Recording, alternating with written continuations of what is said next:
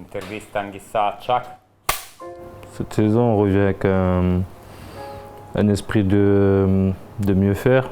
De mieux faire, pourquoi? Parce que, comme on le sait tous, la saison passée n'a pas été facile et évidente. C'était assez difficile. Donc cette année, on a vraiment à cœur de faire les choses du mieux possible, mieux que la saison passée, et faire retrouver au Napoli voilà, la grandeur qu'elle a eue il y a quelques années avant celle de l'année passée. Ça va pas être facile, mais je pense que tout le monde est mobilisé pour que voilà, cette saison se passe de la meilleure des manières. Qual è il tuo ricordo personale dello scudetto del 2023, quello che non potrai mai dimenticare e che magari un giorno racconterai ai tuoi nipoti?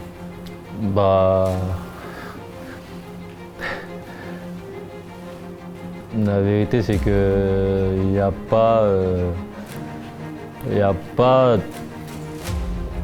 de plus grand moment que celui où on était tous au stade avec nos supporters, avec toute la ville du Napoli en train de fêter, de célébrer ces moments où voilà, tu es officiellement champion d'Italie. Donc je dirais la célébration au stade Armando Maradona où il y avait tout le monde, les supporters, tout le staff, tous les dirigeants, tous les joueurs, toutes les familles. C'est pour moi le plus beau moment et le moment quand je pense au Scudetto qui me revient le plus. Senti, abbiamo visto la foto di un abbraccio fra te e il nuovo allenatore, mister Conte, che insomma sembra un po' il segnale di un'alchimia, di una grande alchimia, di un'immediata intesa fra di voi. Il mister è famoso per i suoi allenamenti massacranti, ma soprattutto per come sa entrare nella testa dei giocatori e stimolarne il potenziale. Ecco, ci racconti come sta lavorando con te et come sta entrando nella testa della squadra?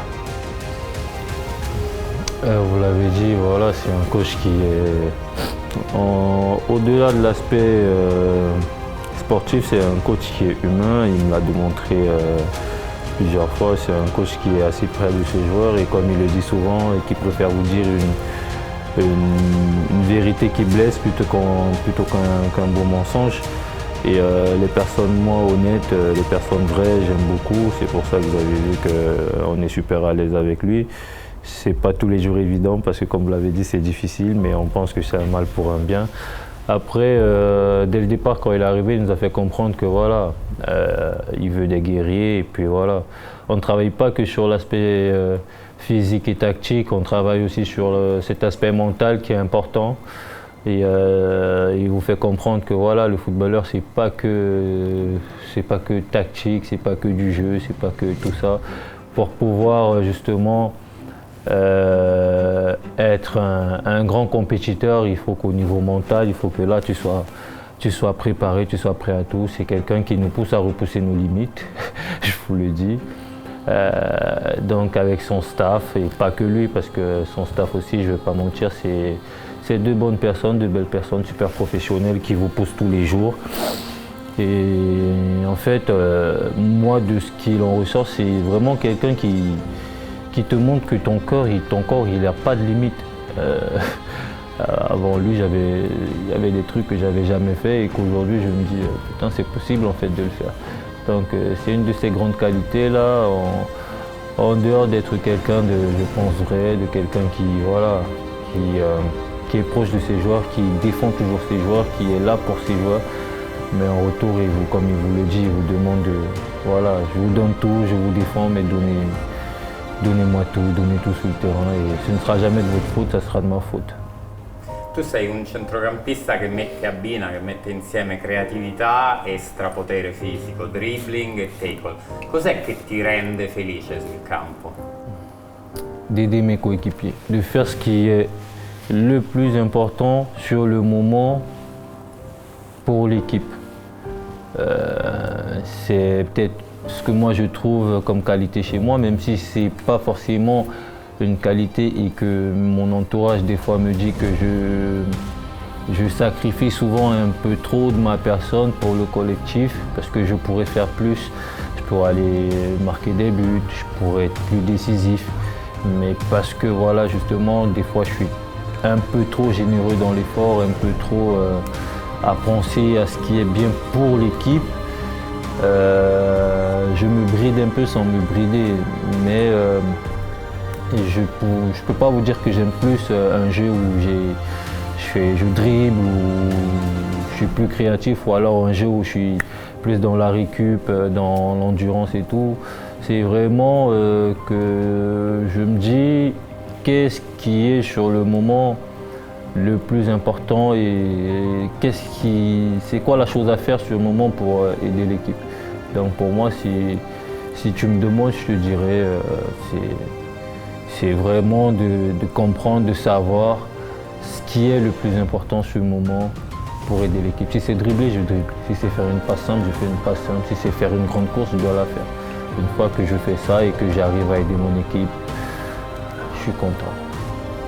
Parliamo delle tue origini, tu vieni da Yaoundé, la capitale del Camerun, da una famiglia molto numerosa. Tua madre Juliette racconta che da piccolo guardavi le partite di calcio e dicevi wow, ecco qualcuno che ha realizzato il suo sogno.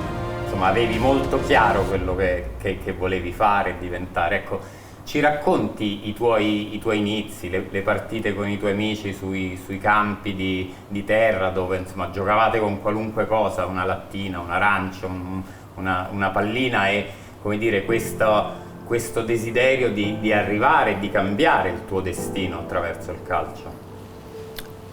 Oui, il est clair, comme elle a dit, le football, les gens ils savent pas à quel point c'est difficile parce qu'on est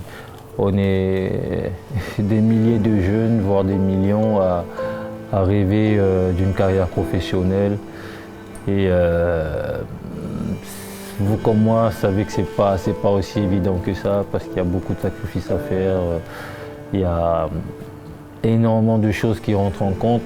Donc de pouvoir réaliser ce rêve-là, de finir footballeur professionnel comme d'autres avant toi, d'autres qui t'ont fait rêver, d'autres que tu as vu à la télé comme elle le disait, et de dire aujourd'hui c'est moi, je suis dans la possibilité de faire rêver d'autres personnes, d'autres petits, d'autres plus jeunes. C'est juste incroyable parce que quand je regarde le chemin parcouru, je me dis Franck, même si les gens ne le voient pas, toi tu sais intérieurement que ça n'a pas été facile et que ce que tu as fait c'est quelque chose de grand. Je dis pour tous les footballeurs qui ont réussi à faire une carrière professionnelle digne ou décente, je pense que ça n'a jamais été facile pour aucun d'entre eux parce que c'est difficile. Il y a beaucoup de joueurs avec beaucoup de qualités, mais c'est pas tout le monde qui réussit. Et le simple fait de voir que j'ai quitté mon quartier, ma ville natale, mon pays, je suis venu en Europe, j'ai réussi à jouer, à m'intégrer, à faire une carrière, aussi à gagner de l'argent pour pouvoir nourrir ma famille. Comme vous le savez, je viens d'une famille assez modeste. Pour moi, il n'y a rien de plus grand. Je suis hyper heureux, je suis très content et puis je rends grâce à Dieu. Senti, è il tuo quarto anno in Italia, oramai sei un napoletano acquisito, cos'è che ami di più di questa città, della sua gente, della sua cucina, del suo cibo? Wow.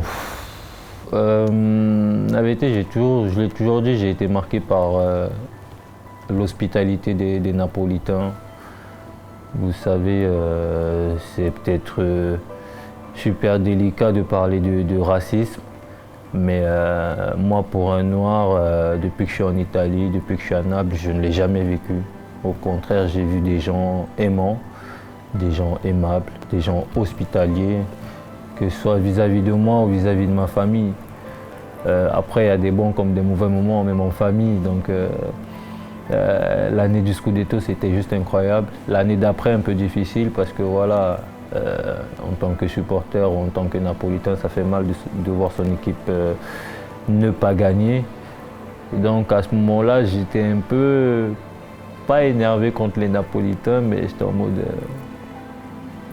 c'est juste dommage, parce que tout ce qu'on fait sur le terrain, on le fait pour vous. Et même si ça passe pas, vous voyez bien que sur le terrain, on triche pas, on donne le meilleur de nous, mais voilà, ça passe pas. Et bon, À ce moment-là, il y avait beaucoup de frustration de la part des supporters, beaucoup de frustration de la part des Napolitains. Mais ça se comprend, je me mets à leur place, je comprends et puis je me dis bon, on doit tout donner pour ces gens. Après, j'aime la cuisine napolitaine, que ce soit, moi je mange toujours ce qu'on appelle ici pasta pomodoro. C'est l'un de mes plats préférés, on va dire. Je mange la pizza, je mange un peu de tout et puis voilà. Mais le côté vraiment kiffant à Naples, c'est vraiment la gentillesse, l'amour que tous ces gens-là vous portent. Parce qu'ici, on vous donne beaucoup d'amour.